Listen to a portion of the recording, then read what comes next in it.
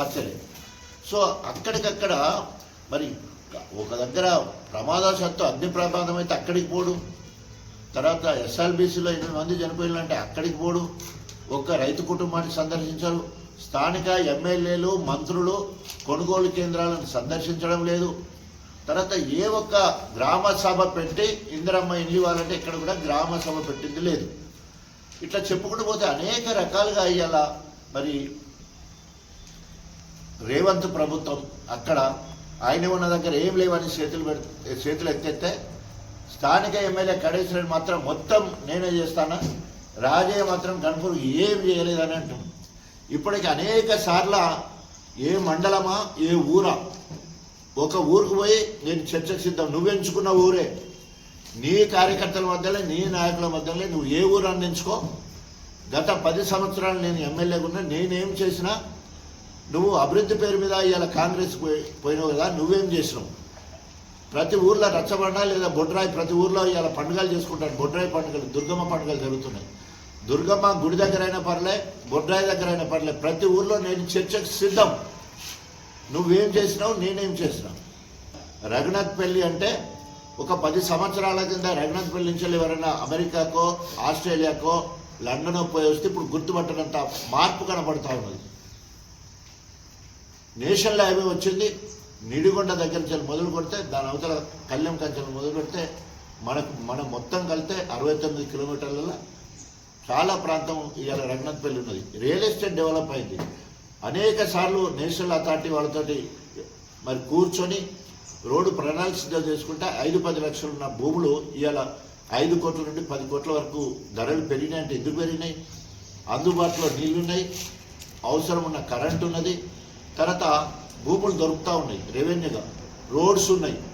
ఇవాళ ఇక్కడికి వచ్చి మనము ఈ 10 సంవత్సరాల్లో అనేక అభివృద్ధి కార్యక్రమాలు, మనము రఘునాథ్పల్లి నుంచి వెళ్ళి నర్మటకు పెద్ద రోడ్ వేసుకోగలిగినాం. ఆ ప్రాంతం అంతా కూడా అభివృద్ధి అయిపోయింది.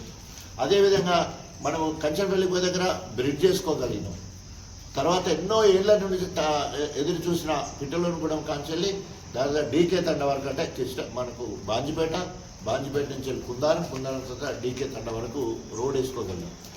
అదేవిధంగా మనం గబ్బెట నుంచి వెళ్ళి అటు పాలకుర్తి కనెక్టివిటీ అక్కడ మరి అదేంటి ఆ ఊరు పేరు ఈరవెండి వరకు కోతులబాద్ నుంచి వెళ్ళి ఆ రోడ్ వేసుకోగలిగినాం. ఈరోజు ప్రతి ఇంటికి నీళ్ళు ఇచ్చుకోగలిగినాం. ప్రతి ఊర్లో వాటర్ ట్యాంక్ వచ్చినాం. ప్రతి ఊర్లలో వాటర్ ట్యాంక్ అవపడుతుంది. ప్రతి ఊర్లో చెరువులు మరమ్మతు చేసుకున్నాం. ఈ చెవిటోని ముందు శంఖ ముదినట్టు ఈయనకు చెవులు వినబడు కరెక్ట్ అయితే అరే మాట్లాడటానికి ఆయన అంటున్నాడు కదా, మేధావు అని చెప్పుకుంటాడు, నీతి పరువుని అని చెప్పుకుంటాడు. మరి ఎక్కడ కనీసం నవ్విపోతారు కదా అనుకోవాలి కదా, నేను దీన్ని అబద్ధాలు ఆడితే ఎట్లా అని చెప్పి జస్ట్ గోబెల్స్ ప్రచారం చేసుకుంటా కాలం గడుపుతూ ఉన్నాడు. ఏం చేయాలో తోస్తలేదు. పిచ్చి కుక్క గడితే కదా ఎట్లా ప్రవర్తన ఉంటుందో ఇలా కడియం శ్రీగారికి పిచ్చి కుక్క గరిచింది. కాంగ్రెస్ పిచ్చి కుక్క గరవడంతో ఈరోజు కాంగ్రెస్ కామెర్లు కమ్ముకొని ఇవాళ ఆయనేమో రేవంత్ రెడ్డి లేవు అనంటే ఈయన ఉన్నాయని మరి పోయిన కాడల్లా హామీలు ఇస్తున్నాడు. ఆయన కడియం శ్రీగారి గారు ప్రపోజల్స్ అండ్ ఎస్టిమేషన్స్ అంతే. మొన్న పోయిండు రేవంత్ని కలిసిండు, ప్రపోజల్స్ ఎస్టిమేషన్స్ ఇచ్చి వచ్చిండు అంతే. అది ఇచ్చినట్టే కథ ఇక్కడ కింద వాళ్ళు అందరూ కూడా మాట్లాడే భాష కథ అయిపోయినట్టు. నేను ఛాలెంజ్ చేస్తున్నా, ఈరోజు కడియం శ్రీగారి 17 నెలల్లో రఘునాథ్పల్లి మండలానికి కాంగ్రెస్ పార్టీ నుండి ప్రభుత్వం నుండి ఏం చేసాడు? ఇవాళ కళ్యాణ లక్ష్మి చెక్కులు ఇచ్చిండంటే మా ప్రభుత్వం బీఆర్ఎస్ ప్రభుత్వం ఎంత ఇచ్చిందో గదే ₹1,00,000 ఇస్తున్నాడు తప్ప నువ్వు అన్న తులం బంగారం ఇస్తలేవు కదా. ఇలా పోయినావు, ఎవరి చెక్కులు పంచిపెట్టావు, నువ్వు ఎంత ఇచ్చినావు, నీ వాటా ఏంది, కాంగ్రెస్ వాటా ఏంది అక్కడ. సో కాబట్టి ఈ రకంగా అలివికాని హామీలు ఇచ్చే అయినుంటే నేనేమైనా తక్కువ అని చెప్పేసి ఏం లేదన్నా కూడా నేను ఇచ్చి చూస్తా మొత్తం అని చెప్పేసి మరి ఎండమావులను చూసి నీళ్లు నేను చేసే ప్రయత్నం చేస్తున్నాడు. తస్మా జాగ్రత్త. గణపురం నియోజకవర్గ ప్రజలను మళ్ళొకసారి మోసం చేయాలని చూస్తున్నాడు. ఇప్పటికే నమ్మించి నానం వస్తే పుచ్చి బుర్రలైనట్టు నువ్వు ఇక్కడ ఆన్గోయింగ్ ప్రాజెక్ట్స్ ఏవైతున్నాయో వాటన్నింటిని పూర్తి చేస్తామనే ఉద్దేశంతో నిన్ను గెలిపించుకున్నది బీఆర్ఎస్ కార్యకర్తల నాయకులు నిన్ను గెలిపించుకున్నారు. ఇవాళ తిన్నింటి వాసాలు లెక్క పెట్టినట్టు బీఆర్ఎస్ పార్టీ ఎగొట్టిపోయినాం. నీకు నైతిక విలువలు ఉంటే పార్టీ సభ్యత్వానికి గెలిచిన పదవికి రాజీనామా చేసి నేను కాంగ్రెస్ పోయినా అని చెప్పి ఎవడని నమ్ముతాం.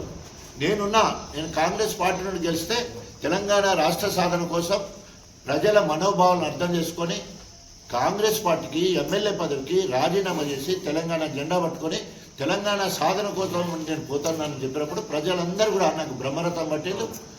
11,500 గెలిచిన నన్ను 33,000 గెలిపించు, 58,000 గెలిపించు, 37. నీకు నిజంగా దమ్ము ధైర్యం లేదంటే రాజీనామా చేసి రా, నువ్వు ఏం పని చేసినావు చూపించి. ఇప్పటి వరకు నథింగ్. రఘునాథ్పల్లి మండలాన్ని నేను సవాల్ చేస్తా ఉన్నా, ఒక్క రూపాయి పని కూడా చేయలే ఇప్పటి వరకు.